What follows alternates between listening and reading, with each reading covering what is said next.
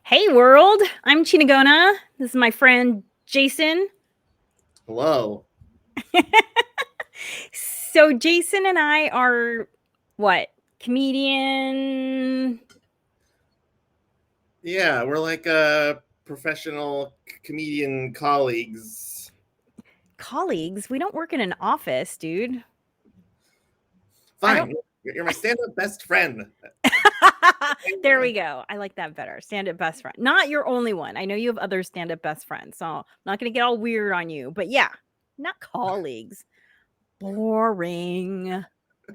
And we do a lot of comedy stuff together, including Soy Saucey, which is the show that I've been producing. And Jason was in the first one that was sold out in March. Second one coming up September 7th at the Crow in Santa Monica. Very exciting. Yeah. Crow's When such a big, beautiful space. Can't wait to get in there and see what's going on. Yeah, so Jason and I actually saw a show at the Crow for it was Mother's Day Eve because Jason has 3 children of his own that he birthed himself. Yep. They're secrets though. Don't tell anyone. And it was such a great show. And Ray Romano was unexpectedly on stage. That was an awesome, you know, LA moment. Mhm. Oh my God, it was so funny.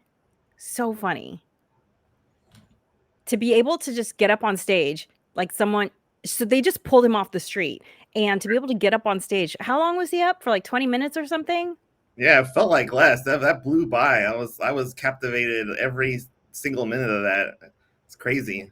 So good. Such a like goal to work towards. So hilarious. Anyway, so Jason, I want to interview you because I always think it's really interesting what draws people to stand-up comedy, what topics they like to cover, why they cover those topics. So let's tell me a little bit about you and comedy and why. Sure. Growing up, I've always had an inclination to tell a joke. I love watching comedy, telling puns, the whole gamut. And as an adult, I've kind of had this thought of making a career out of being a writer of comedy and such, and still working on that. But I I happened to take a class at Flappers University, home Woo! club in Burbank, and I got a little bit of structural joke advice, and I got hooked, and I've been doing it for almost a decade now, which is crazy. But I just love interacting with the audience, the sort of like taking the risk of putting yourself out there, and the reward you get with the laughter. It's just like I'm addicted to it. Addicted. All basically addicts looking for our next hit, right? Yeah. Because why would you do it any other way? You know, I wear Fitbit, and when I was doing the Uncle Clyde's contest and I got through a few rounds and I was in the main room and it was full, it was like 200 something people, my heart rate went up to like 150 beats per minute. It was just like, going along at like 89, 95 and totally normal. And then for 5 minutes, and then back down. And you gotta love the laughs. Otherwise, why would you put up with cardiac arrest? Yeah, it's definitely not the massive paychecks most of the time. I mean, you got to get what you can when you can. Yeah. The massive paychecks. Whoa. Yeah, that let's not get into that part of comedy because Sure. that's just sad. That's just the sad part of comedy. Yeah. Yeah, you're right. Pretty sad. So can we say anything about what you're working on writing? Because I think it's hilarious. I don't know if you want to say anything about it. Oh no, yeah, for sure. So What's the log line for it? yeah, so like kind of a log line. So it's like I'm a big comic book reader, comic book fan. I'm wearing a Superman shirt as we speak, and my manager actually gave me the log line. She's like, you should do like, what if you ran a comic book store and like your comedian friends worked in the comic book store? And I was like, oh, yeah, that sounds fun. So I've been working on that for past 6 months or so, and yeah, it's a lot of fun. It has a very big Big Bang Theory vibes, in my opinion. Yeah, I Chuck, think. Chuck Lorre, you should check it out. It's perfect. Yeah, yeah. Oh yeah, Chuck, my phone number is in the chat. I don't know, but Slide into my DMs, Chuck.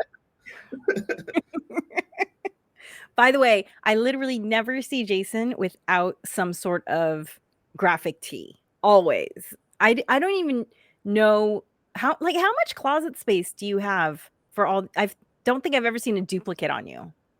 well, that's kind of the issue is that I don't have a lot of closet space, so it's a lot of like somewhat organized, like on the floor or closet ish.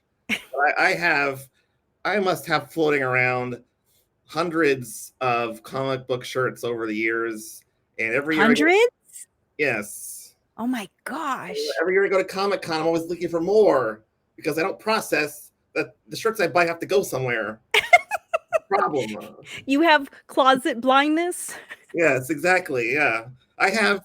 Yeah, buying new things, but not. Yeah, not thinking it through. Itis, whatever that is. Yeah, I guess American capitalism. Itis. Yes. Yeah. Yeah, that's just being American. You're just American. I feel you. Like this shirt, which honestly looks kind of like I'm selling peanuts at the circus. I didn't need this shirt, but I didn't have a selling peanuts at the circus shirt, so Yeah, those peanuts are not going to sell themselves, people. right. Like what if I have to sell peanuts? I am perfectly clad for that. Okay, so tell me about some of the topics that you like to write jokes about. I wrote down identical twin, nerd, runner. Tell us about them. Yeah, those are like the like big biographical things that I've been dealing with my whole life. I think a lot of young unmarried anxious comics, so I.e. comics. I have a lot of Dude, material. I'm none of those things. Thank you very much. True, that's true. That's why, yeah, that's why your material is so original because you don't write about dating apps and failed connections and woe is me, I'm single. That's like 99% of my material, or at least what I think about while I'm writing material. So yeah, So you're an identical twin. that's true. We're actually identical. I mean, I meet a lot of fraternal twins, but I'm one of the few identical ones. Yep. Yep. I'm not going to believe it till I see him. Yeah, I think he's going to come out to this Soy Saucey because it's going to be Oh my just an gosh. incredible show. What? He's Yeah, coming out? Okay, that alone is reasons to sell tickets. People come out to yeah, see Luna 2.0 or Luna 1.0 because he's the older one, right? yeah. By a You're minute, the and it's a C-section, so technically he just got removed first. Not that I'm bitter about it or think about this ever, but get your facts straight, America.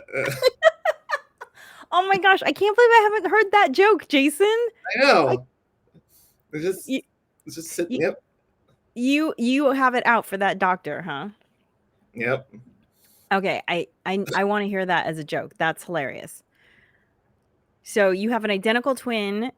You self-identify as a nerd. Tell me, I think there was another term that you like as well. You nerd and Oh yeah. I like Geek. I think Geek sort of gives off a vibe of a certain more of a general awkwardness. I feel like nerds have it more together. Geeks, because the word geek initially came from the guy who bites chickens off their head, bites what? the head off. Yeah, that was the geek at the carnival. Oh my So gosh, I've never heard of that. naturally, Okay, naturally, people who like comic books are biting the are head. geeks. Yeah,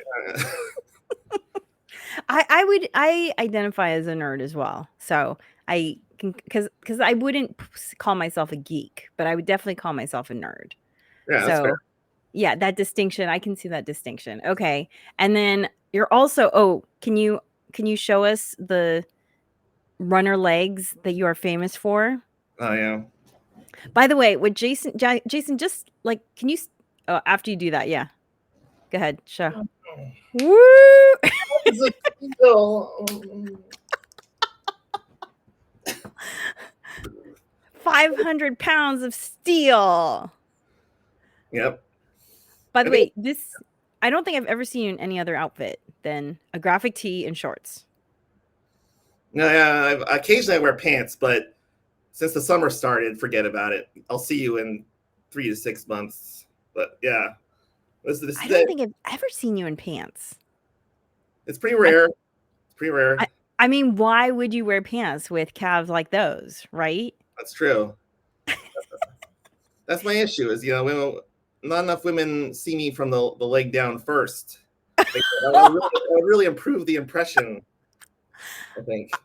Maybe you should change your picture on the dating apps to just be your calves. Yeah, I should learn how to do handstands. That would be very helpful. But, Okay, next time I see you, I'll hold your legs up for a handstand and we'll get someone to take a picture.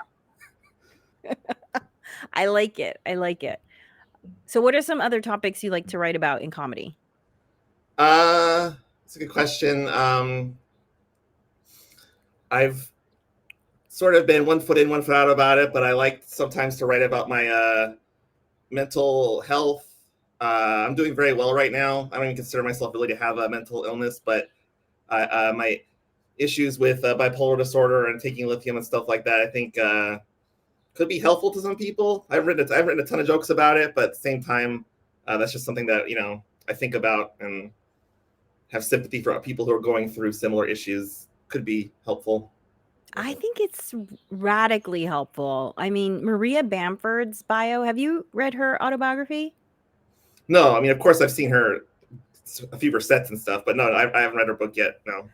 So Maria Bamford, if you all haven't heard of her, she's amazing. Her autobiography is Yes, I'll Join Your Cult, or Sure, I'll Join Your Cult. Maybe it's Sure, I'll Join Your Cult. And it was actually on the short list for LA Times Book of the Year. I think it was last year, actually. It's an amazing book because how many people who've been institutionalized 3 times have the communication skills to write about their life? Like, probably not very many. And make you laugh? Yeah, Maria Bamford. Amazing. Totally. So I would love to see your content. I hate to call them jokes because sometimes a joke is not a joke, I guess, if you will.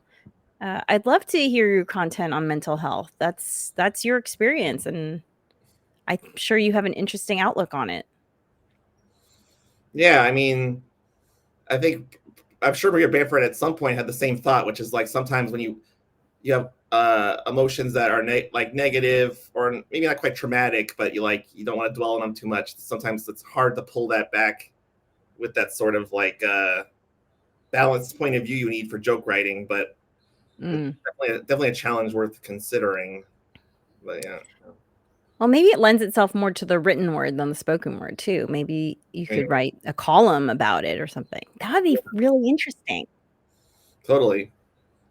I want to hear about it. I mean, I spent a lot of time with you and I don't really know anything about that part of your experience. So, I mean, that's what's so cool about Soy Saucey and comedy in general is like my favorite comedy is when I learn about someone else's experience, how different it is from mine, and yet how universal it is because we all struggle with these human issues, right? Yeah, And it was interesting because the first Soy Saucey, everyone's so it's Soy Saucey. If you don't all know, it's the show that I produce, and it's all Latin and Asian comedians, and none of us have the same ethnicity. It right. was it was pretty amazing how diverse the backgrounds are of everybody, and yet we can all laugh at each other's individual issues and the issues that we all identify with because we're all humans. And it was so freaking funny. Oh my gosh. I was dying in the back. And I don't know, I guess there was a little time delay on my laugh because then then my laugh would get a laugh. you want Jason and I in your audience. We have big laughs. Yeah, I am a professional audience member for me. Oh my gosh, speaking of that, you and I saw a show recently, and it was kind of the antithesis of what you and I do in our own comedy, which was a comedian just really kind of being mean to the audience.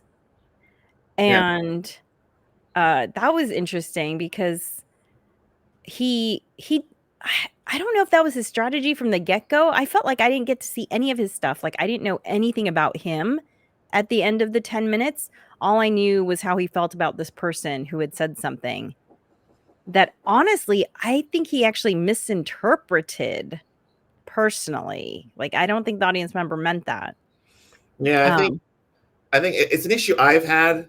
Luckily, I haven't had too many hecklers in my career, but when I do, sometimes I get so upset just at the like the state of mind I'm in. Where I'm trying to flow through a joke, and then I get this loud noise that cuts me off, and I just mhm. get mad at that generally. So I think he got more upset because his flow was disrupted, and he didn't really take the time to process what was happening. Because I mean, it was a very like abrupt and rude thing to do to like talk back to a comedian during the show like that. I mean, but at the same time, he should have handled it, in a more like understanding way, because otherwise, you just get this. The audience feels this uncomfortability. Like, did he like? Does he hate her just Yeah, for a reason? It's just awkward. But yeah, yeah, it started to feel like bullying, and I mean, I was, like, ready to turn into a turtle and just like, "Oh my gosh, what's happening here?" So, yeah, that's kinda the antithesis of the kind of comedy that I like to see in general, and definitely different than anything you'll see at Soy Saucey, let me tell you. But, yeah, so, hey, everyone, I'm happy to introduce you to my friend Jason Luna. He is very, very funny. Come out and see him at Soy Saucy Numero Dos on Sunday, September 7th at the Crow in Santa Monica. Oh, and let me put up the where you can buy the tickets at soysaucey.com. That is SOYSAUCEY.com. And for those of you who don't get it, it's a play on words, right? Soy saucy, yeah. because all Asian and Latin comedians, soy sauce in Spanish, soy means I am, like I am saucy. Yep. Much like my comedy name is a play on words that only half the audience gets. So I'll explain that in a future podcast. And I guess I'm going to put this up as the Soy Saucy podcast. So this is episode 1. Thank you for being my first episode. I've always said I'm number one. Thank you for having me. Uh, And we might do stuff with your script, right? With your treatment. Maybe we'll figure out a way to bring that into the Soy Saucy podcast realm.